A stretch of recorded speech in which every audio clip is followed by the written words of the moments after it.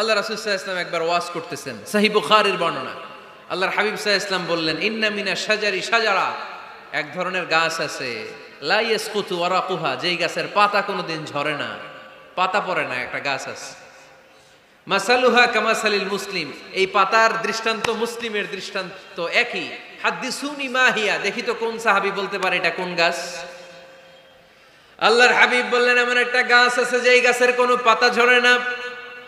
এই পাতার দৃষ্টান্ত, গাছের দৃষ্টান্ত, মুমিনের দৃষ্টান্ত একরকম। ফাহাদ্দিসুনি মা হিয়া, কে আছো বলতে পারো এটা কোন গাছ? কেউ পারে না। সাহাবারা মনে করছে এটা মরুভূমির কোন একটা গাছ হবে। কেউ বাড়ির পাশে যে খেজুর গাছ আছে এটা খেয়াল করে নাই, সবাই চলে গেছে অন্য গাছের দিকে। ক্যাকটাস, গুলমলতা, মরুভূমির রেয়ার যে গাছগুলো আছে, দুর্লভ দুষ্প্রাপ্য গাছগুলো, তারা এক একজন একটার পর নাম বলতে আরম্ভ করলো। আল্লাহ রাসূল সাল্লাল্লাহু আলাইহি ওয়াসাল্লাম বললেন হয় নাই, একজন বলে একটা, আল্লাহর হাবিব বললেন হয় নাই। সবশেষে কেউ যখন পারে না, আল্লাহ রাসূল সাল্লাল্লাহু আলাইহি ওয়াসাল্লাম বললেন, ইন্নাহা নাখলা, এটা খেজুর গাছ। এটা কি গাছ? সবাই বলেন, কি গাছ? খেজুর গাছ। কেউ পারে নাই।